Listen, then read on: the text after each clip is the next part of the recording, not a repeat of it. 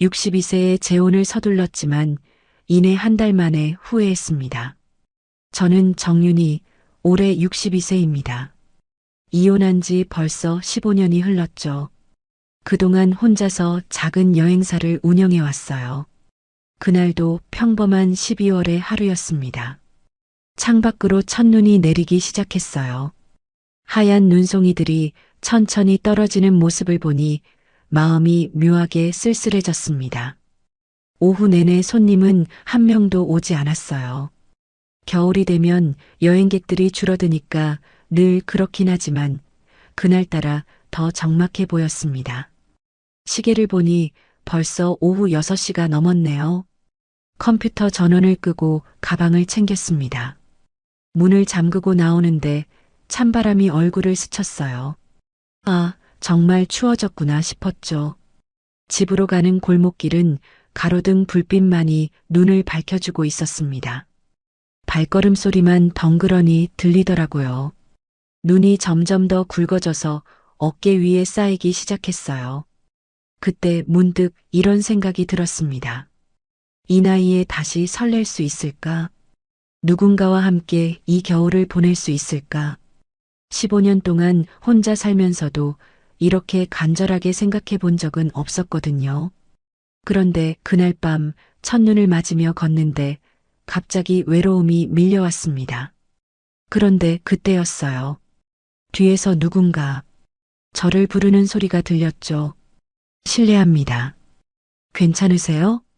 뒤돌아보니 60대 중반 정도로 보이는 남자가 서 있더군요. 키가 크고 단정한 모습이었어요. 무엇보다 목소리가 참 따뜻했습니다. 눈이 많이 내리는데 외투도 없이 다니시네요. 그제야 제가 얇은 블라우스만 입고 나왔다는 걸 깨달았어요. 추위에 정신이 없어서 코트를 챙기지 못했던 거죠. 그 남자가 자신이 입고 있던 회색 코트를 벗어서 제 어깨에 살며시 걸쳐줬습니다. 추운 건 몸이 아니라 마음이니까요. 그 한마디에 가슴이 뭉클해졌어요. 언제 마지막으로 이렇게 따뜻한 말을 들어봤나 싶었습니다. 고맙습니다. 하지만 이러면 안 돼요. 감기 걸릴 텐데. 괜찮습니다. 저는 추위에 강해요. 그 남자가 환하게 웃었어요. 눈 속에서도 따뜻한 미소였습니다. 박도현이라고 합니다. 혹시 이 근처에 여행사 하나 있지 않나요? 오늘 들러보려고 했는데 문이 닫혀 있더라고요. 아, 그게 제 여행사예요. 조금 일찍 문을 닫았나 봐요. 아, 그렇군요. 내일 다시 찾아가겠습니다. 해외 봉사여행 상담을 받고 싶어서요. 봉사여행이라는 말에 호감이 갔습니다. 좋은 일을 하려는 사람이구나 싶었어요. 네, 언제든지 오세요. 그날 밤 집에 돌아와서도 도연 씨가 자꾸 생각났습니다. 오랜만에 누군가에게서 받은 친절함이 마음을 따뜻하게 했어요. 코트에서 나던 은은한 향이 아직도 기억나더라고요. 침대에 누워서도 잠이 오지 않았습니다. 창밖으로는 여전히 눈이 내리고 있었어요. 하지만 이상하게 그날 밤은 춥지 않았습니다. 혹시 내일 정말 올까? 그런 생각을 하면서 잠이 들었어요. 다음 날 아침 일찍 여행사에 나갔습니다. 평소보다 30분이나 빨리 출근했죠. 왜 그랬는지 모르겠어요. 그냥 마음이 설렜나 봅니다. 오전 10시쯤 문이 열리는 소리가 났어요. 도연 씨가 약속대로 찾아왔습니다. 안녕하세요. 어제 인사드린 박도연입니다. 네, 어서 오세요. 앉으세요. 도연 씨는 정말 예의 바른 사람이었어요. 말투도 부드럽고 상냥했습니다. 봉사여행 상담을 받고 싶다고 했죠? 네, 동남아시아 쪽으로 가서 봉사활동을 하고 싶어요. 퇴직하고 나서 의미 있는 일을 해보고 싶거든요. 도연 씨의 진지한 모습에 감동받았습니다. 나이가 들어서도 남을 위해 봉사하겠다는 마음이 얼마나 아름다운 일인가요? 상담을 하는 동안 자연스럽게 개인적인 이야기도 나누게 됐어요. 도연 씨는 회사에서 정년퇴직을 했고 아내와는 몇 년 전에 이별했다고 했습니다. 저도 혼자 사는 지 오래됐어요. 이혼한 지 15년 정도 됐거든요. 그렇군요. 힘들었겠어요. 처음엔 그랬죠. 하지만 이제는 괜찮아요. 그렇게 말하긴 했지만 마음 깊은 곳에서는 여전히 외로움이 있었어요. 그런 마음을 도연 씨가 알아주는 것 같았습니다. 겨울에는 더 쓸쓸하겠어요. 맞아요. 특히 첫눈이 오면 괜히 마음이 허전해져요. 저도 그래요. 혼자 있으면 시간이 참 천천히 가더라고요. 도연 씨도 저와 비슷한 외로움을 느끼고 있다는 걸 알 수 있었어요. 왠지 모르게 마음이 통하는 느낌이었습니다. 상담이 끝날 때쯤 도연 씨가 조심스럽게 말을 꺼냈어요. 실례가 되지 않는다면 가끔 여기 들러도 될까요? 혼자 있으면 답답해서요. 물론이죠. 언제든지 오세요. 그날 이후로 도연 씨는 정말 자주 여행사에 들렀습니다. 처음엔 봉사여행 관련 상담이었지만 점점 일상 이야기를 나누는 시간이 많아졌어요. 도연 씨는 정말 좋은 청취자였습니다. 제 이야기를 진심으로 들어주더라고요. 며칠이 지나자 저는 도연 씨를 기다리고 있는 제 모습을 발견했습니다. 도연 씨가 오는 시간쯤 되면 자꾸 입구를 쳐다보게 되더라고요. 이런 감정이 이 나이에도 생길 수 있다는 게 신기했어요. 겨울에 차가운 바람이 불어도 마음만큼은 따뜻해지는 날들이었습니다. 도연 씨가 여행사에 들르는 일이 점점 잦아졌습니다. 처음엔 일주일에 한두 번이었는데 어느새 거의 매일 오게 됐어요. 봉사여행 상담이라고 했지만 실제로는 그냥 이런저런 이야기를 나누는 시간이 더 많았죠. 오늘은 또 무슨 상담을 받으러 오신 거예요? 제가 농담 반 진담 반으로 물어보면 도연 씨는 항상 미소를 지으며 대답했어요. 사실 상담보다는 윤희 씨와 이야기하는 게 더 좋아서 오는 거예요. 그런 솔직한 말에 가슴이 두근거렸습니다. 이 나이에 이런 감정을 느낄 줄 몰랐어요. 12월 중순쯤 되자 도연 씨가 본격적인 봉사여행 계획을 말하기 시작했어요. 캄보디아 농촌 지역에 학교를 짓는 프로젝트에 참여하고 싶다고 했습니다. 정말 의미 있는 일이네요. 얼마나 오래 가실 계획이세요? 2주 정도 예정이에요. 그런데 혼자 가기엔 좀 외롭고 누군가와 함께 갔으면 좋겠어요. 도연 씨가 의미심장하게 저를 바라봤어요. 설마 저에게 함께 가자는 말인가 싶었죠. 혹시 관심 있으시면 함께 가실래요? 나이가 들수록 좋은 일을 해야 한다고 생각해요. 저요? 그런데 여행사 일이 있어서 잠깐 문 닫으시면 되잖아요. 인생에서 이런 기회가 자주 오는 건 아니잖아요. 도연 씨의 제안에 마음이 흔들렸습니다. 정말로 의미 있는 일이었고 무엇보다 도연 씨와 함께하는 시간이 늘어난다는 생각에 설렜어요. 며칠 후 도연 씨가 여행 브로셔와 관련 자료들을 가져왔어요. 캄보디아 현지 사진들을 보여주면서 열정적으로 설명하더군요. 여기 보세요. 우리가 도움을 줄 마을이에요. 아이들이 제대로 된 교실에서 공부할 수 있게 도와주는 거죠. 사진 속 아이들의 맑은 눈빛이 인상적이었어요. 정말 좋은 일이구나 싶었습니다. 언제부터 이런 봉사활동에 관심이 있었어요? 사실 아내를 잃고 나서부터예요. 혼자 있다 보니 뭔가 의미 있는 일을 하고 싶어졌거든요. 도연 씨의 진심이 느껴졌어요. 저 역시 비슷한 마음이었습니다. 이혼 후 15년 동안 오직 생계를 위해서만 살아온 것 같았거든요. 12월 20일 크리스마스가 며칠 앞으로 다가온 날이었어요. 도연 씨가 평소보다 조금 늦은 저녁 시간에 여행사에 왔습니다. 윤희 씨, 혹시 시간 있으시면 저녁이라도 함께 하실래요? 오늘은 특별한 날이잖아요. 특별한 날이요? 우리가 처음 만난 지 정확히 한 달이에요. 도연 씨가 그런 날짜까지 기억하고 있다는 게 놀라웠어요. 저도 모르게 얼굴이 붉어졌습니다. 좋아요. 어디로 갈까요? 근처에 분위기 좋은 카페가 있더라고요.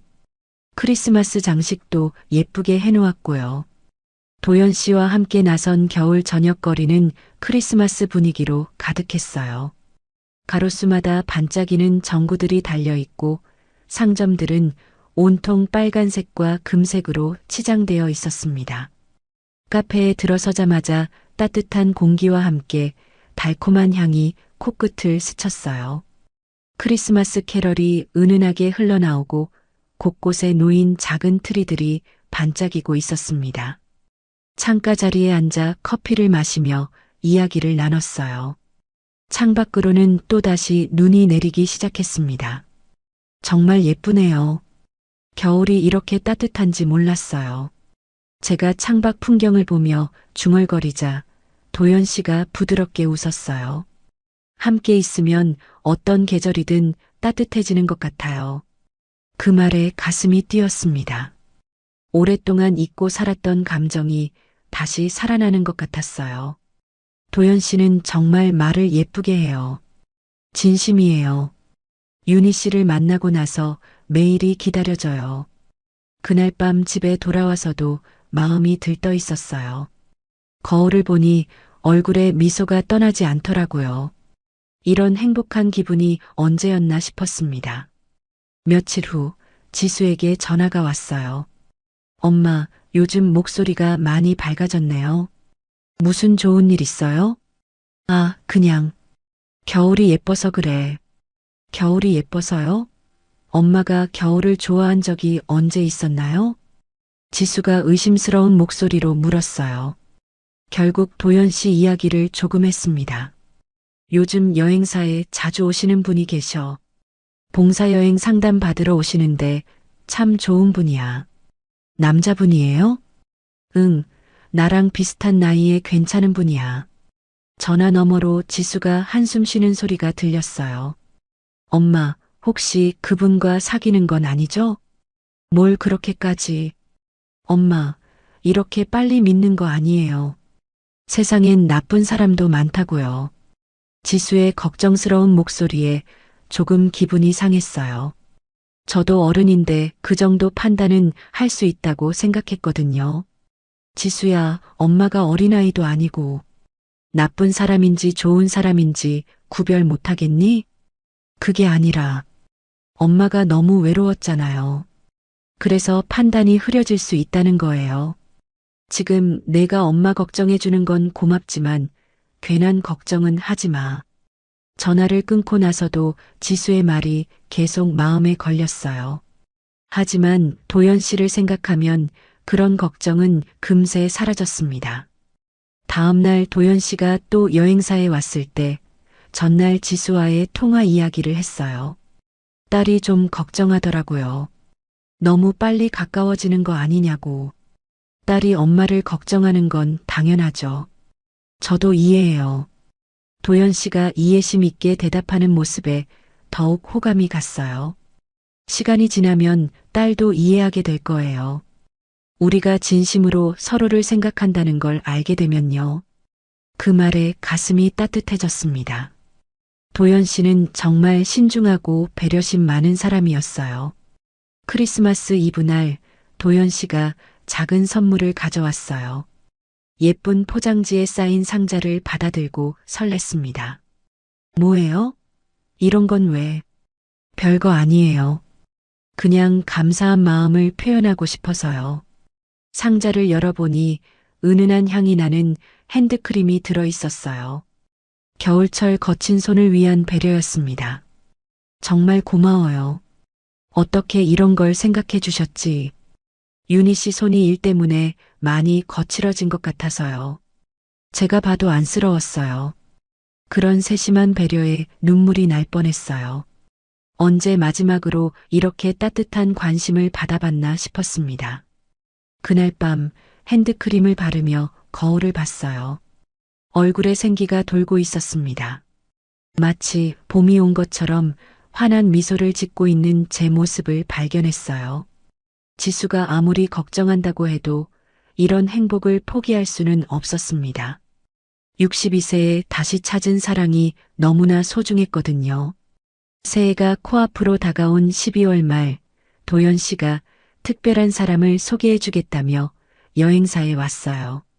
오늘 누나와 함께 왔어요. 윤희 씨에게 꼭 소개해 드리고 싶었거든요.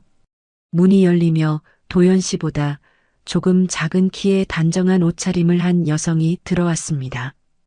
60대 중반쯤으로 보이는 분이었는데 얼굴에 온화한 미소를 띠고 계셨어요. 안녕하세요. 도연이한테 이야기 많이 들었어요. 정미라라고 합니다. 신우이가 다가와 제 손을 따뜻하게 잡았어요. 첫인상부터 참 좋았습니다. 네, 안녕하세요. 정윤희입니다. 도연이가 윤희 씨 이야기만 하더라고요. 이렇게 좋은 분을 만났다고 정말 행복하다고 말이에요. 신우이의 말에 얼굴이 붉어졌어요. 도연 씨가 다른 사람들에게도 저에 대해 이야기하고 다녔다니 왠지 기분이 좋았습니다. 과찬이세요? 아니에요. 보니까 정말 그러시네요. 도연이가 윤희 씨 만나고 나서 완전히 달라졌거든요. 신우이가 카페에 앉아 이야기를 나누는 동안 저는 이 가족의 따뜻함에 감동받았어요. 신우이는 수녀원에서 오랫동안 봉사활동을 했다고 했습니다. 20년 넘게 어려운 분들을 도와왔어요. 요즘도 주말마다 양로원에 가서 어르신들과 시간을 보내죠. 정말 존경스러워요. 쉽지 않은 일인데 별일 아니에요. 남을 돕는 일이 제게는 기쁨이거든요. 도연이도 그런 마음으로 봉사여행을 계획하고 있는 거예요. 신우이의 말을 들으니 도연 씨에 대한 신뢰가 더욱 깊어졌어요. 이런 훌륭한 누나를 둔 사람이라면 분명히 좋은 사람일 거라는 생각이 들었습니다. 사실 오늘 온 이유가 하나 더 있어요. 도연 씨가 조심스럽게 말을 꺼냈어요. 윤희 씨에게 진지한 이야기를 하고 싶어서요. 심장이 두근거리기 시작했습니다. 혹시 프로포즈인가 싶었어요. 우리가 만난 지 이제 2달 정도 됐잖아요. 저는 이 시간들이 정말 행복했어요. 저도요. 그래서 혹시 괜찮으시다면 내년에 정식으로 부부가 되면 어떨까 해서요. 드디어 나온 말이었어요. 가슴이 터질 것 같이 뛰었습니다. 신우이가 옆에서 환하게 웃으며 말했어요. 우리 가족이 되어줘서 정말 감사할 것 같아요. 도연이 혼자 있는 모습을 보는 게 너무 안쓰러웠거든요. 저도 정말 기쁘네요. 제가 대답하자 도연 씨가 안도의 표정을 지었어요. 2025년에는 부부로 함께 봉사사업도 하면 좋겠어요. 캄보디아 학교 프로젝트 말고도 계획하고 있는 게 여러 개 있거든요. 봉사사업이요? 네, 누나가 운영하는 봉사단체와 연계해서 더 큰 일을 해보려고 해요. 윤희 씨의 여행사 경험도 많이 도움이 될 거예요. 신우이가 고개를 끄덕이며 말했어요. 윤희 씨 같이 능력 있는 분이 합류해 주시면 정말 든든할 거예요.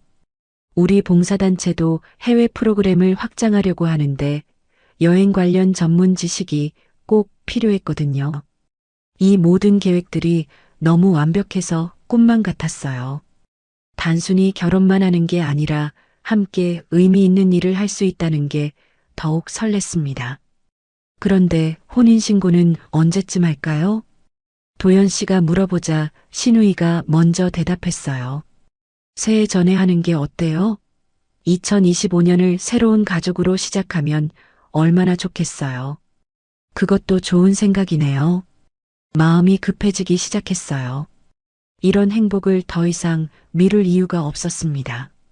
며칠 후 도연 씨가 혼인신고서를 가져왔어요. 시간 있을 때 작성해 두면 좋을 것 같아서요. 서류를 받아들고 보니 정말 실감이 났어요. 62세에 다시 결혼을 하게 되다니. 지수에게는 언제 이야기할 거예요? 조금 더 기다려봐야겠어요. 아직 반대할 것 같거든요. 그래도 딸인데 미리 이야기하는 게 좋지 않을까요? 일단 혼인신고부터 하고 그 다음에 차근차근 설득해 볼게요. 지수도 시간이 지나면 이해할 거예요.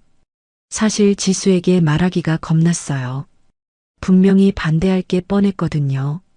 하지만 이미 마음은 정해진 상태였습니다.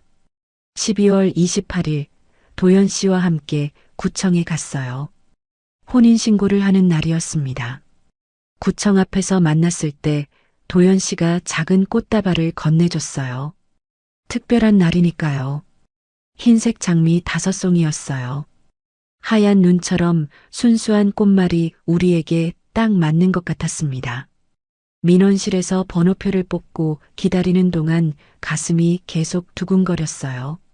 정말로 결혼을 하는 거구나 싶었습니다. 윤희 씨, 긴장하세요? 조금요. 이런 경험이 처음이라서 저도 마찬가지예요. 하지만 이렇게 행복한 긴장은 처음이에요. 드디어 우리 차례가 됐어요. 공무원 앞에서 혼인신고서를 제출하는 순간 정말 꿈만 같았습니다. 축하합니다. 혼인신고가 접수됐습니다. 공무원의 말에 도연 씨가 제 손을 꽉 잡았어요. 이제 정말 부부가 된 거였습니다. 구청을 나오면서 도연 씨가 말했어요. 이제 정말 가족이네요. 내년부터는 부부로 새로운 삶을 시작해봐요. 네, 정말 기대돼요. 그날 저녁 집에 돌아와서 혼인신고서 사본을 다시 들여다봤어요. 정윤이, 박도연 이렇게 나란히 적힌 이름들을 보니 가슴이 벅찼습니다. 창밖으로는 또 눈이 내리고 있었어요. 하얀 눈송이들이 하나씩 떨어지는 모습을 보면서 생각했습니다. 정말 이 겨울이 내 인생 최고의 계절이구나. 15년 동안 혼자 살면서 이런 행복을 꿈꿔본 적이 있었나요? 도연 씨 같은 좋은 사람을 만나 다시 사랑을 하게 되고 심지어 함께 봉사활동까지 할 수 있게 됐으니까요. 신우이도 그렇게 따뜻하게 저를 받아들여줬고 앞으로 의미 있는 일들을 함께 해나갈 생각을 하니 정말 설렜어요. 물론 지수에게 이야기하는 건 걱정됐지만 시간이 지나면 분명히 이해해 줄 거라고 믿었습니다. 엄마도 행복할 권리가 있다는 걸 알아줄 거예요. 그날 밤 잠자리에 누워서도 계속 미소가 지어졌어요. 내년이 정말 기다려졌습니다. 박윤이라는 새로운 이름으로 도연 씨와 함께 살아갈 새로운 인생이 시작되는 거니까요. 하얀 눈처럼 순수했던 그 겨울의 마음으로 저는 모든 걸 믿고 있었습니다. 혼인신고를 한 지 일주일이 지났어요. 2025년 새해가 밝았고 저는 이제 박윤희가 됐습니다. 새로운 한 해의 시작이 이렇게 설렐 줄 몰랐어요. 그런데 도연 씨가 조금씩 달라지기 시작했어요. 처음에는 별일 아닌 것 같았는데 지나고 보니 그게 시작이었습니다. 여보, 휴대폰 좀 봐도 될까요? 어느 날 도연 씨가 갑자기 제 휴대폰을 달라고 했어요. 왜요? 뭔가 찾는 게 있어요? 아니에요. 그냥 부부가 됐으니까 서로 비밀이 없었으면 좋겠어서요. 조금 이상했지만 거절할 이유도 없었어요. 숨길 게 없으니까요. 도연 씨가 제 휴대폰을 이것저것 만지더니 뭔가 설정을 바꾸고 있었어요. 뭐 하는 거예요? 위치 공유 설정했어요. 이제 서로 어디 있는지 알 수 있어요. 굳이 그럴 필요가 있을까요? 부부끼리 서로 걱정하는 거잖아요. 혹시라도 사고 나면 어떻게 찾겠어요? 말은 맞는 것 같았어요. 하지만 왠지 모르게 불편한 기분이 들었습니다. 며칠 후에는 여행사 일에 관심을 보이기 시작했어요. 여보, 요즘 매출이 어때요? 겨울이라 좀 저조해요. 원래 이맘때는 그래요. 장부 좀 볼 수 있을까요? 제가 회사에서 경영 일 좀 해봤거든요. 도움이 될 것 같아서요. 도연 씨가 장부를 꼼꼼히 들여다보더니 이런저런 조언을 하기 시작했어요. 이 지출은 너무 큰 것 같은데요. 줄일 수 있지 않을까요? 그건 필요한 거예요. 여행사 운영하려면. 알겠지만 부부가 됐으니까 경제적인 부분도 함께 관리하는 게 좋겠어요. 조금씩 제 일에 개입하기 시작하는 게 부담스러웠어요. 15년 동안 혼자서 잘해왔는데 굳이 간섭받을 필요가 있나 싶었죠. 그러던 어느 날 오랜 친구인 미경이가 전화를 했어요. 윤희야, 오랜만에 만날까? 새해도 됐고 밥이나 먹자. 좋아, 언제? 통화를 마치고 도연 씨에게 친구 만난다고 말했어요. 친구요? 어떤 친구예요? 학창 시절부터 알고 지낸 친구예요. 미경이라고. 도연 씨의 표정이 조금 굳어지는 것 같았어요. 혹시 저에 대한 이야기 안 했으면 좋겠어요. 왜요? 아직 주변에 알리기엔 이른 것 같아서요. 딸한테도 아직 말 안 했잖아요. 일리가 있는 말이었어요. 하지만 왠지 모르게 찜찜한 기분이 들었습니다. 미경이와 만나서 밥을 먹는데 자꾸 도연 씨 이야기가 나오려고 했어요. 그럴 때마다 화제를 돌려야 해서 불편했습니다. 윤희야, 요즘 좋은 일 있나? 얼굴이 밝아졌네. 그냥 새해라서 그런가 봐. 친한 친구한테도 솔직하게 말할 수 없다는 게 답답했어요. 집에 돌아와서 도연 씨에게 만남이 어땠는지 물어보더군요. 뭘 이야기했어요? 별거 없어요. 그냥 안부 묻고. 저에 대한 이야기는 안 했죠? 네, 안 했어요. 잘했어요. 당분간은 조심하는 게 좋겠어요. 며칠 후에는 더 노골적으로 말했어요. 여보, 친구들과 자주 만나지 않았으면 좋겠어요. 왜요? 친구들과 만나는 게 뭐가 문제예요? 문제가 있다는 게 아니라 요즘 날씨도 춥고 감기도 유행하잖아요. 추운데 나가면 다칠 수도 있어요. 도연 씨의 목소리에는 걱정이 묻어 있었어요. 애정 어린 관심인 것 같았지만 왠지 모르게 숨이 막히는 느낌이 들었습니다. 그리고 이제 부부가 됐으니까 서로한테 집중하는 게 좋지 않을까요? 하지만 친구들을 아예 안 만날 수는 없잖아요. 꼭 만나야겠으면 미리 말하고 짧게 만나세요. 그리고 저도 함께 가면 안 될까요? 친구들과 만날 때마다 도연 씨가 따라온다고 상상만 해도 어색했어요. 가장 큰 변화는 지수 이야기가 나올 때였어요. 언제 딸한테 우리 결혼 이야기 할 거예요? 조금 더 기다려봐요. 시기를 잘 봐서. 아직도 딸 눈치 보시는 거예요? 도연 씨의 목소리에 불쾌함이 섞여 있었어요. 눈치 보는 게 아니라 신중하게 접근하려는 거예요. 여보, 이제 제가 여보의 가족이에요. 딸보다 저를 우선시해야 하는 거 아닌가요? 그 말이 가슴에 박혔어요. 물론 남편이 중요하지만 지수는 제 딸인데 딸이라고 해서 우리 결혼을 방해할 권리는 없어요. 어른인 여보가 선택한 일인데 말이에요. 하지만 솔직히 말하면 딸이 계속 여보를 조종하려고 하는 것 같아요. 이제는 독립할 때가 됐는데 말이에요. 도연 씨가 지수를 조종이라는 말로 표현하는 게 기분 나빴어요. 지수는 단지 엄마를 걱정하는 거였는데 며칠 전에 딸한테서 전화 왔었죠? 뭘 이야기했어요? 그냥 안부 묻는 전화였어요. 저에 대한 이야기는 안 했나요? 아니요. 정말요? 딸이 저를 의심하고 있는 것 같던데요. 도연 씨가 지수와의 통화까지 확인하려 든다는 게 놀라웠어요. 여보, 솔직히 말씀드릴게요. 딸과의 연락을 좀 줄이셨으면 좋겠어요. 네? 그게 무슨 말이에요?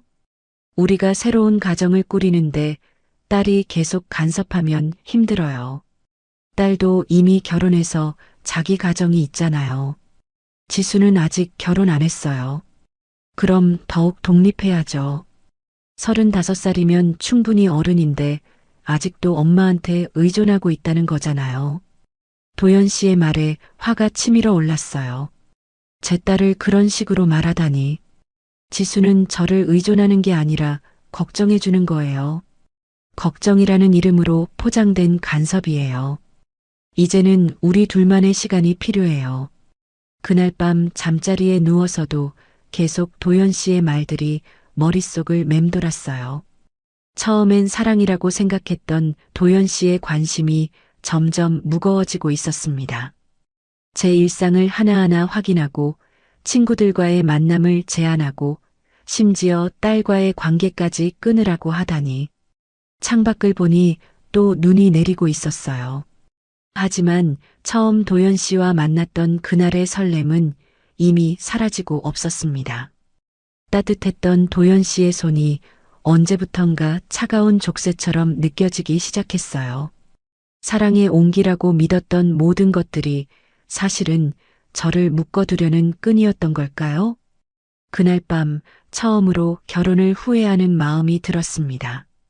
하지만 이미 혼인신고까지 한 상황에서 그런 생각을 한다는 게 너무 무서웠어요. 혹시 제가 예민하게 받아들이는 건 아닐까? 도연 씨는 정말로 저를 걱정해서 그러는 건 아닐까? 그런 생각들이 머릿속에서 계속 맴돌았습니다. 하지만 가슴 한편으로는 알고 있었어요. 이건 사랑이 아니라는 걸. 진짜 사랑이라면 제가 이렇게 숨이 막힐 리 없었으니까요. 겨울바람이 창문을 흔들고 있었어요. 마치 도연 씨가 제 마음을 흔들고 있는 것처럼.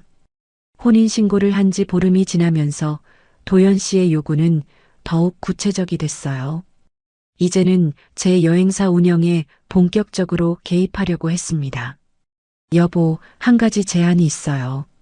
어느 날 도연 씨가 진지한 표정으로 말을 꺼냈어요. 여행사 건물 명의를 우리 둘 공동 명의로 바꾸면 어떨까요? 왜 갑자기 그런 이야기를? 부부가 됐으니까 재산도 함께 관리하는 게 맞잖아요. 그리고 만에 하나 여보한테 무슨 일이 생기면 제가 대신 관리할 수 있고요. 도연 씨의 말은 합리적으로 들렸어요. 하지만 15년 동안 혼자 힘으로 일궈낸 여행사인데 갑자기 공동 명의로 바꾼다는 게 마음에 걸렸습니다. 조금 더 생각해봐도 될까요? 너무 급작스러운 것 같아서. 급작스럽긴 뭐가 급작스러워요. 우리 부부잖아요. 도연 씨의 목소리가 조금 차갑게 변했어요. 가족끼리 비밀이 왜 있어요? 서로 믿지 못한다는 뜻인가요? 그게 아니라 다른 부부들은 다 이렇게 해요. 여보만 특별히 다른 건 아니잖아요. 며칠 후 신우이가 갑자기 여행사에 찾아왔어요. 평소보다 표정이 심각해 보였습니다. 윤희 씨, 도연이한테서 들었어요. 재산 정리 문제로 고민이 있다고? 아, 그런 게 아니라. 괜찮아요. 이해해요. 여자 혼자 사업하면서 힘들게 모은 재산이니까 쉽게 결정할 수 없죠. 신우이가 제 손을 잡으며 다정하게 말했어요. 하지만 이제는 가족이잖아요. 도연이도 여윤희 씨를 진심으로 사랑하니까 그런 제안을 하는 거예요. 저도 그런 마음인데 다만 사실 제가 오늘 온 이유가 있어요. 신우이가 갑자기 목소리를 낮춰 말했어요. 도연이가 요즘 많이 상처받고 있어요. 아내가 자신을 믿지 않는 것 같아서요. 그런 게 아닌데. 도연이가 어떤 사람인지 윤희 씨도 알잖아요. 평생 봉사만 하면서 살아온 사람이에요. 그런 사람이 무슨 나쁜 마음을 가지겠어요? 신우이의 말이 제 마음을 흔들었어요. 정말 제가 도연 씨를 의심하고 있는 건가 싶었습니다. 제가 수녀원에서 오랫동안 일하면서 많은 부부를 봤는데요. 서로 믿지 못하는 부부들은 결국 다 헤어져요. 저는 도연 씨를 믿어요. 그럼 증명해 보세요. 말로만 믿는다고 하지 말고 행동으로 보여주세요. 신우이의 말에 압박감을 느꼈어요. 마치 제가 잘못하고 있는 것처럼 느껴졌습니다. 그리고 솔직히 말하면 윤희 씨 딸이 문제예요. 지수가요? 네, 계속 엄마를 조종하려고 하잖아요.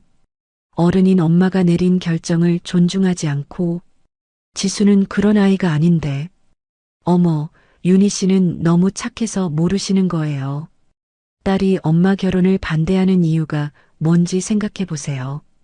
신우이가 교묘하게 지수에 대한 의심을 심어주고 있었어요. 혹시 상속 문제 때문에 그러는 건 아닐까요? 엄마가 재혼하면 자기가 받을 재산이 줄어드니까요. 그런 게 아니에요. 지수는 그런 아이가. 윤희 씨가 너무 순진하신 거예요. 요즘 젊은 사람들이 얼마나 현실적인데요. 그날 신우이가 돌아간 후에 혼란스러웠어요. 정말 제가 도연 씨를 의심하고 있는 건가? 지수가 상속을 노리고 있는 건가? 온갖 생각이 머릿속을 맴돌았습니다.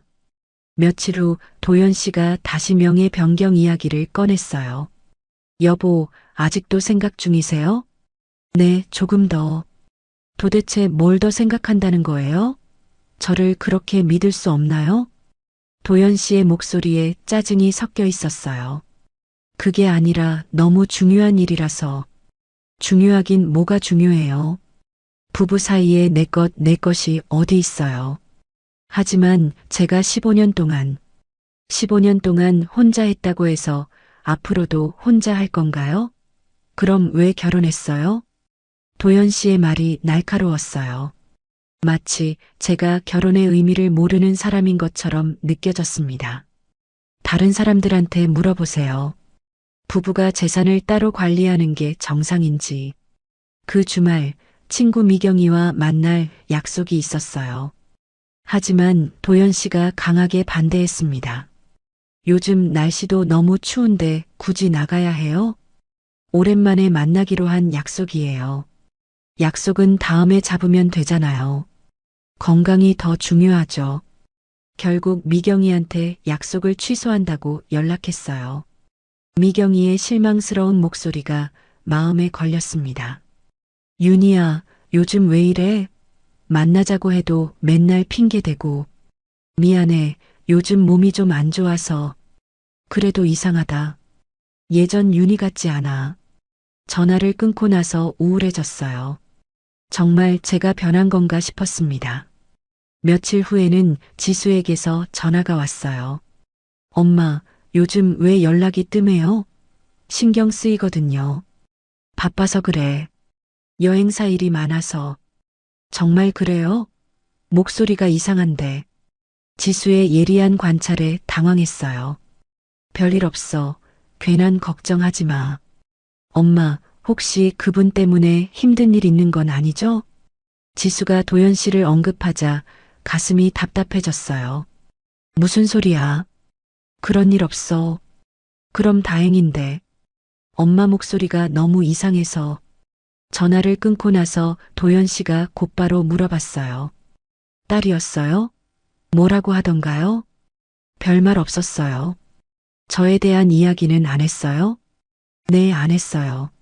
정말요? 딸이 저를 의심하고 있는 것 같은데. 도연 씨가 지수와의 통화 내용까지 캐묻는 게 부담스러웠어요. 그날 밤 잠자리에 들면서 생각해 봤어요. 언제부턴가 제 주변에서 사람들이 하나둘씩 멀어지고 있었습니다. 친구들과의 만남은 줄어들고 딸과의 연락도 부담스러워지고 여행사 일마저 도연 씨의 간섭을 받고 있었어요. 15년 동안 제가 쌓아온 모든 관계와 기반들이 흔들리고 있었습니다. 마치 눈보라 속에 혼자 서 있는 것 같은 기분이었어요. 창밖을 보니 정말로 눈보라가 치고 있었어요. 하얀 눈이 거세게 몰아치면서 앞이 보이지 않을 정도였습니다. 도연 씨는 옆에서 평온하게 잠들어 있었지만 저는 잠이 오지 않았어요. 이 결혼이 정말 옳은 선택이었을까? 그런 생각이 계속 들었습니다. 하지만 이미 혼인신고까지 한 상황에서 그런 생각을 한다는 게 너무 무서웠어요. 신우이 말처럼 제가 너무 예민하게 받아들이는 건 아닐까? 도연 씨를 믿지 못하는 제가 잘못된 건 아닐까? 그런 자책감도 들었습니다. 그날 밤은 특히 폭설이 심했어요. 창밖으로 눈이 거세게 몰아치면서 집 전체가 흔들리는 것 같았습니다. 바람 소리가 너무 커서 잠이 오지 않았어요. 도연 씨는 옆에서 깊이 잠들어 있었는데 갑자기 휴대폰 진동음이 들렸습니다. 침대 옆 탁자 위에 놓인 도연 씨 휴대폰에서 메시지 알림이 계속 올라오고 있었어요. 처음엔 신경 쓰지 않으려고 했는데 진동음이 너무 자주 들려서 궁금해졌습니다. 혹시 급한 일인가 싶어서 살짝 들여다봤어요. 화면에 떠 있는 메시지를 보는 순간 가슴이 얼어붙었습니다. 자기야, 우리 결혼 기념일 사진 봤어? 벌써 3년이나 됐네. 사진이 첨부되어 있었어요. 도연 씨가 다른 여자와 웨딩드레스를 입고 찍은 사진이었습니다. 날짜를 보니 제가 도연 씨를 만나기 한 달 전 겨울이었어요. 손이 덜덜 떨렸습니다. 이게 뭐지? 설마 이런 일이 있을 수 있나 싶었어요. 다른 메시지들도 보였어요. 언제 끝내고 올 거야? 아이들이 아빠 보고 싶어 해. 곧 끝날 것 같아. 조금만 더 기다려. 아이들이라고? 도연 씨한테 아이들이 있다고? 제 온몸이 차갑게 식어갔습니다. 이해할 수가 없었어요. 도연 씨는 분명히 혼자라고 했는데 아내와 이별했다고 했는데 조용히 일어나서 화장실에 들어갔어요. 거울에 비친 제 얼굴이 새하얗게 질려 있었습니다. 이게 꿈인가 싶어서 뺨을 꼬집어 봤지만 아프기만 할 뿐이었어요. 다음 날 아침 도연 씨는 아무렇지도 않게 일어났습니다. 잘 잤어요? 어젯밤 폭설 때문에 시끄러웠죠. 네. 제가 본 것에 대해 말해야 할지 고민됐어요. 하지만 혹시 제가 잘못 본 건 아닐까, 오해인 건 아닐까 하는 마음도 있었습니다. 오늘 여행사에 같이 갈까요? 명예 변경 서류 준비하려면 제가 도와드려야 할 것 같은데. 도연 씨가 또 명예 변경 이야기를 꺼냈어요. 어젯밤 일 때문에 더욱 불안해졌습니다. 조금 더 생각해 보고 싶어요. 여보, 언제까지 생각만 할 거예요? 저를 계속 의심하실 건가요? 도연 씨의 목소리가 차갑게 변했어요. 평소와는 다른 모습이었습니다. 여행사에 도착해서 일을 하는데 건물 1층 세입자 아저씨가 올라왔어요. 사장님, 안녕하세요. 네, 안녕하세요. 아, 그런데 사장님 바뀔 거라던데요? 새로 오시는 분이 조건을 다시 이야기하고 싶다고 하더라고요. 네, 사장님이 바뀐다고요? 네, 남편분이 그러시던데요. 곧 명의가 바뀔 거라고. 제가 아직 동의하지도 않았는데 도연 씨가 벌써 다른 사람들한테 그런 말을 하고 다녔다니. 등골이 오싹해졌어요. 그날 오후 도연 씨가 잠깐 자리를 비운 사이에 화장실에 갔어요. 우리 집 화장실을 지나 도연 씨 방으로 가는 길이었는데 방문이 살짝 열려 있었습니다. 호기심에 슬쩍 들여다봤는데 책상 위에 서류들이 쌓여 있는 게 보였어요. 가만히 들어가서 서류를 봤더니 충격적인 내용들이었습니다. 여러 여성들의 신상 정보가 적혀 있었어요.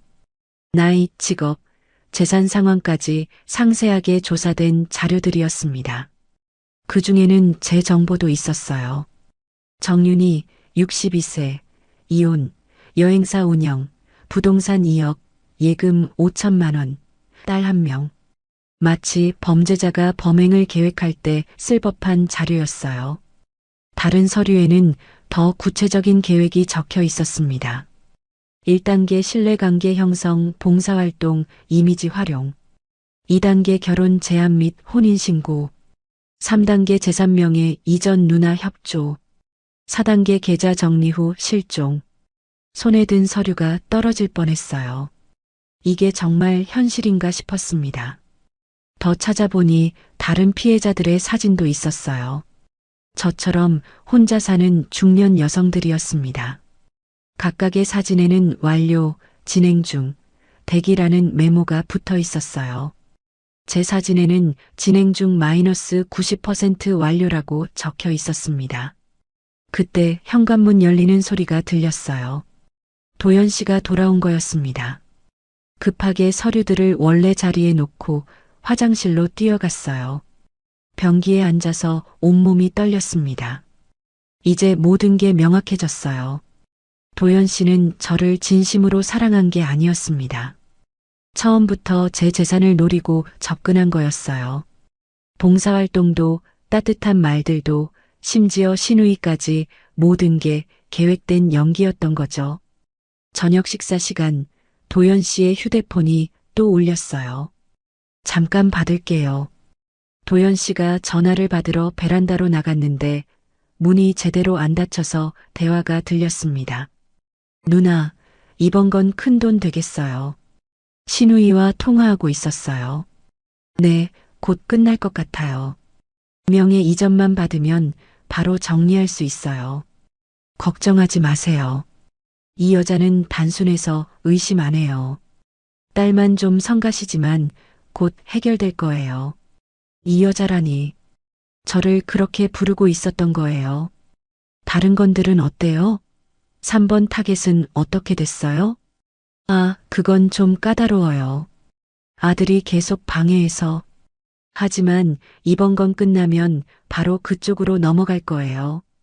더 이상 들을 수가 없었어요. 화장실로 뛰어가서 울음을 터뜨렸습니다. 62세에 서둘렀던 내 선택이 한 달 만에 지옥이 됐구나. 모든 게 거짓이었어요.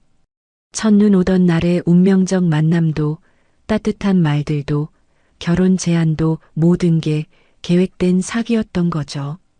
제가 얼마나 바보였을까요? 외로움에 눈이 멀어서 이렇게 뻔한 사기에 넘어가다니. 15년 동안 혼자 힘으로 모은 재산을 하루아침에 잃을 뻔했어요. 아니, 이미 많이 빼앗긴 상태였을 수도 있었습니다. 지수가 그렇게 걱정했는데 왜 듣지 않았을까요? 딸의 걱정을 무시하고 혼자 결정한 제가 너무 한심했어요. 그날 밤 도연 씨가 잠든 후 침대에 누워서 천장을 바라봤어요. 어떻게 해야 할지 막막했습니다. 이미 혼인신고까지 한 상황에서 어떻게 빠져나갈 수 있을까요? 도연 씨가 제가 알아챈 걸 모르고 있는 지금이 유일한 기회일 수도 있었어요. 창밖으로는 여전히 눈이 내리고 있었습니다. 하얀 눈이 모든 걸 덮어버리듯이 저도 이 모든 악몽이 사라져버렸으면 좋겠다고 생각했어요. 하지만 현실은 악몽보다 더 잔혹했습니다. 제가 믿었던 사랑이 새로운 시작이라고 생각했던 모든 것이 처음부터 거대한 거짓말이었으니까요. 내일부터는 어떻게 도연 씨 앞에서 연기를 해야 할까요? 아무것도 모르는 척하면서 기회를 엿봐야 했어요. 제 인생에서 가장 긴 밤이었습니다. 그날 밤 한잠도 못 잤어요. 옆에서 평온하게 잠든 도연 씨를 보면서 온몸이 떨렸습니다. 이 사람이 날 속이고 있다는 사실을 알면서도 모르는 척해야 한다는 게 너무 힘들었어요. 새벽 4시쯤 더 이상 참을 수 없어서 조용히 일어났습니다.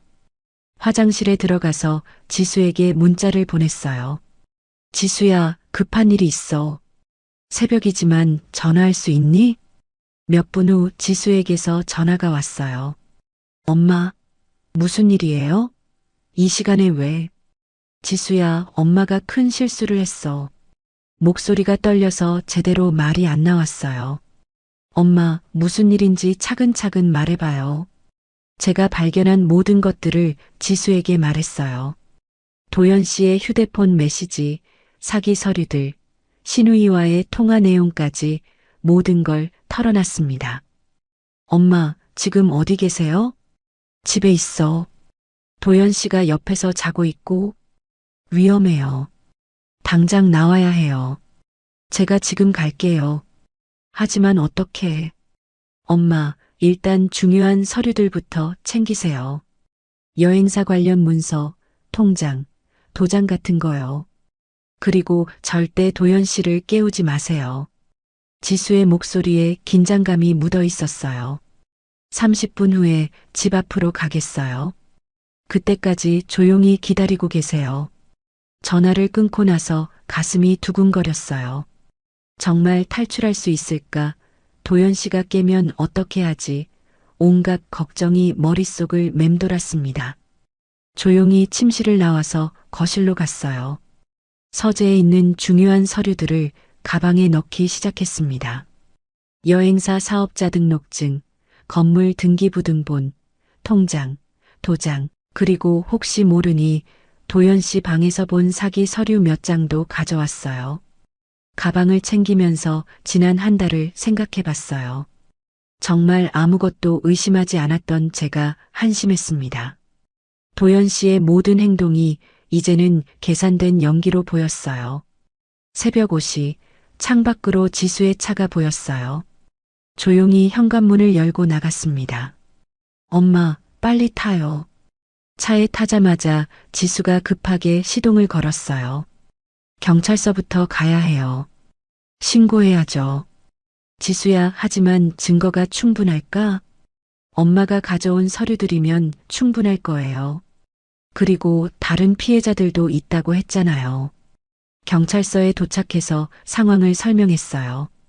처음에는 경찰관도 반신반의하는 표정이었지만 제가 가져온 사기 서류들을 보더니 표정이 심각해졌습니다.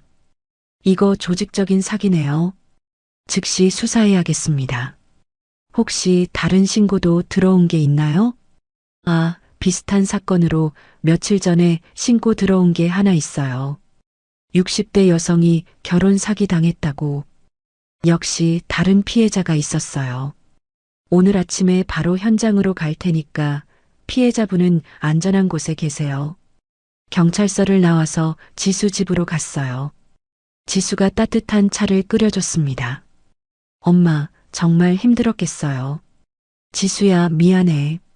내 말을 안 들은 엄마가 바보였어. 그런 말 하지 마요. 누구나 실수할 수 있는 거예요. 오전 10시쯤 경찰서에서 연락이 왔어요. 현재 용의자들을 체포했습니다. 피해자분도 조서 작성을 위해 나와주세요. 경찰서로 다시 갔을 때 도연 씨와 신우이가 수갑을 찬 채로 있는 모습을 봤어요. 도연 씨가 저를 보더니 화가 난 표정으로 소리쳤습니다. 당신이 신고한 거구나. 배신자. 그 모습은 제가 알던 따뜻하고 부드러운 도연 씨가 아니었어요. 차가우면서도 사악한 진짜 얼굴이었습니다. 배신이라니요. 처음부터 저를 속인 건 당신이잖아요. 뭘 어떻게 속였다는 거야? 우리 부부잖아. 부부라는 게 이런 건가요? 제 재산을 훔치려고 접근한 게 부부예요?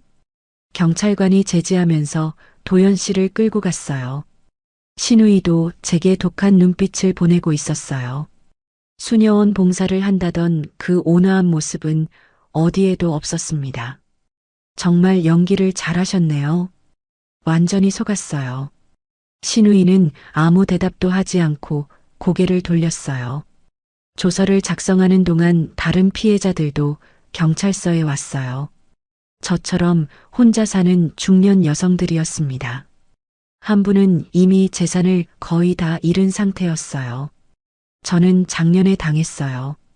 똑같은 수법으로 봉사활동한다고 접근해서. 저도 그래요. 남편이 죽고 혼자 있을 때 따뜻하게 대해줘서 완전히 넘어갔죠. 이 사람들이 벌써 몇 명을 속인 거예요? 경찰관이 설명해줬어요. 현재 파악된 것만 7건입니다. 피해 규모가 수억 원에 달해요.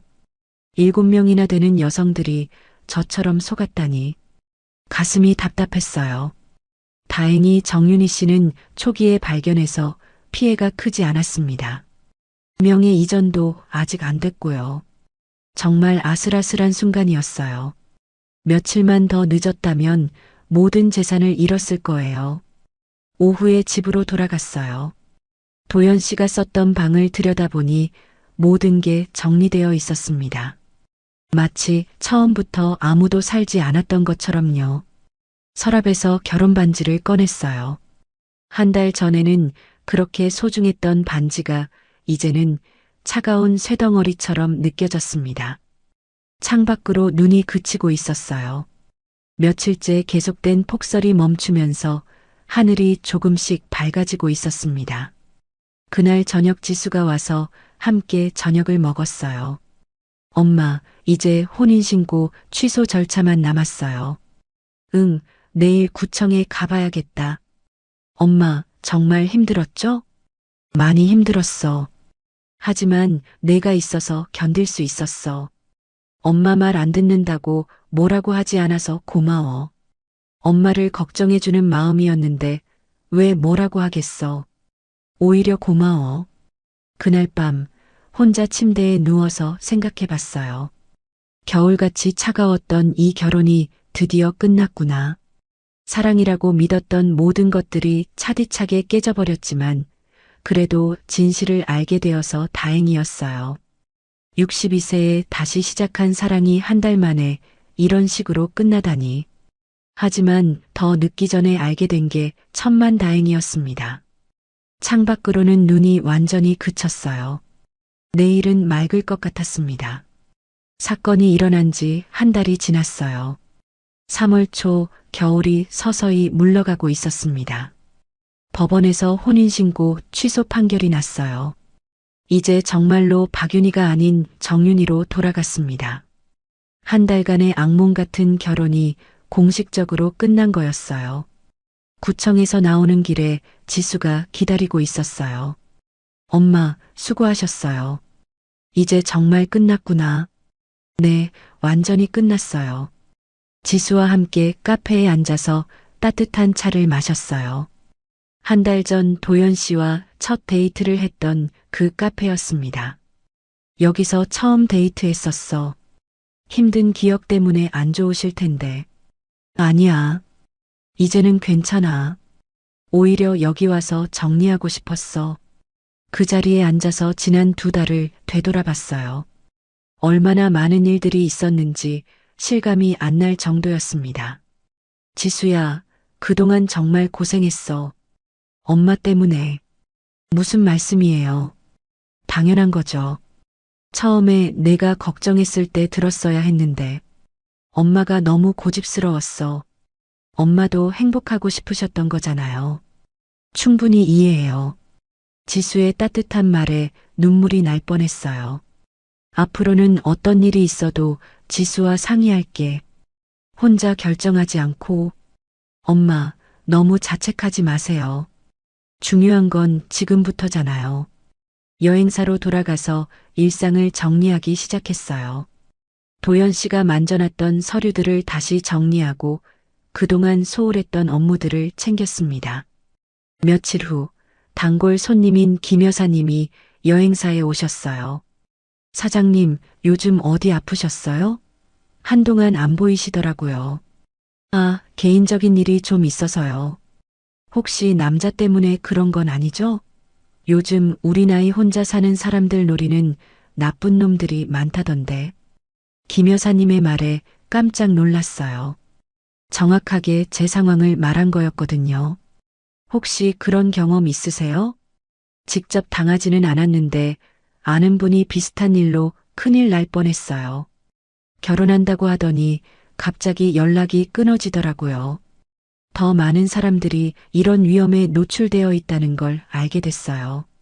그날 저녁 지수와 통화하면서 이런 이야기를 했어요. 지수야, 나 같은 피해자들이 더 많을 것 같아. 뭔가 도움이 될 수 있는 일을 하고 싶어? 어떤 일이요? 경험을 나누는 거야. 조심하라고 알려주는 거. 좋은 생각이에요. 엄마 경험이 다른 분들한테 도움이 될 거예요. 일주일 후 동네 복지관에서 노년층 대상 강연을 시작했어요. 첫 번째 강연 제목은 재혼 사기, 이렇게 조심하세요였습니다. 강연장에는 예상보다 많은 분들이 오셨어요. 60대, 70대 분들이 대부분이었습니다. 안녕하세요. 저는 정윤이라고 합니다. 오늘 여러분께 제 경험을 나누려고 해요. 제 이야기를 들으면서 고개를 끄덕이는 분들이 많았어요. 사기꾼들의 첫 번째 전략은 봉사활동 이미지예요. 좋은 일을 한다고 하면 의심하지 않게 되죠. 두 번째는 외로움을 파고드는 거예요. 겨울같이 추운 마음에 따뜻함을 가져다 준다고 하면서요. 세 번째는 가족 흉내내기예요. 누나, 동생 같은 사람들이 나타나서 신뢰를 쌓아요. 제 경험을 하나씩 설명하면서 어떤 신호들을 조심해야 하는지 알려드렸어요. 강연이 끝나고 한 할머니가 다가오셨어요. 사장님, 제가 요즘 만나는 분이 있는데 똑같은 말을 하더라고요. 봉사활동 한다고 하면서 재산 이야기까지. 지금이라도 조심하세요. 혼자 결정하지 마시고 자녀분들과 상의하시고요. 네, 그럴게요. 오늘 와서 정말 다행이에요. 그날부터 강연 요청이 계속 들어왔어요. 복지관, 경로당, 여성회관에서 연락이 왔습니다. 한 달에 두세 번씩 강연을 다니게 됐어요. 갈 때마다 제 이야기에 공감하는 분들을 만날 수 있었습니다. 어느 날 강연 후에 한 분이 이렇게 말씀하셨어요. 사장님 덕분에 정말 위험한 상황을 피했어요. 며칠 전에 똑같은 수법으로 접근한 남자가 있었거든요. 그런 말을 들을 때마다 뿌듯했어요. 제 경험이 다른 분들에게 도움이 되고 있다는 것이 위로가 됐습니다. 봄이 완전히 왔어요. 여행사 창가에 놓인 화분에서 새순이 돋아나고 있었습니다. 지수가 점심을 같이 먹으러 왔어요. 엄마, 요즘 표정이 많이 밝아졌어요. 그래, 나도 그런 느낌이야. 강연 다니시는 게 보람 있으세요? 응, 정말 보람 있어. 내 실수가 다른 사람들한테는 도움이 되니까. 엄마가 하시는 일이 정말 의미 있는 것 같아요. 여행사 일도 정상화됐어요. 봄이 오면서 여행 문의도 늘어났고 예약도 많이 들어왔습니다. 무엇보다 예전처럼 일에 집중할 수 있게 됐어요. 도연 씨 때문에 흔들렸던 일상이 다시 자리를 잡았습니다. 어느 날 저녁 집에서 차를 마시며 창밖을 봤어요. 벚꽃이 피기 시작했습니다. 작년 이맘때는 혼자라는 게 그렇게 외로웠는데 이제는 다른 기분이었어요. 혼자라는 게 외로운 것만은 아니구나. 자유롭고 평화로울 수도 있구나. 핸드폰을 들고 지수에게 문자를 보냈어요. 지수야, 엄마는 지금 정말 괜찮아. 걱정하지 마. 곧 답장이 왔어요. 알고 있어요. 엄마가 강해지신 게 보여요. 그날 밤 일기를 쓰기 시작했어요. 오랫동안 쓰지 않았던 일기였습니다. 겨울에 찾아온 온기를 사랑이라 착각했다. 너무 외로웠던 나머지 분별력을 잃었던 것 같다. 하지만 진짜 따뜻함은 끝까지 곁을 지킨 사람에게서 온다는 걸 알았다. 지수가 그리고 진짜 나를 걱정해주는 사람들이 주는 따뜻함이 진짜였다. 62세에 재혼을 서둘렀지만 이제는 후회하지 않는다. 그 경험을 통해 더 많은 걸 배웠고 다른 사람들을 도울 수 있게 됐으니까. 이제는 후회 대신 다시 봄을 기다린다. 내 마음에 올 진짜 봄을. 창밖으로 벚꽃잎이 바람에 날리고 있었어요. 하얀 꽃잎들이 춤을 추듯 떨어지는 모습이 아름다웠습니다. 그 모습을 보면서 생각했어요. 겨울이 아무리 길고 춥더라도 결국 봄은 온다는 것을, 제 마음에도 진짜 봄이 올 거라는 것을. 다음 주에는 새로운 강연 일정이 있어요. 또 다른 분들에게 제 경험을 나누고 도움을 드릴 수 있을 거예요. 62세, 이제 진짜 새로운 시작이에요. 시작이에요. 시작이에요. 시작이에요.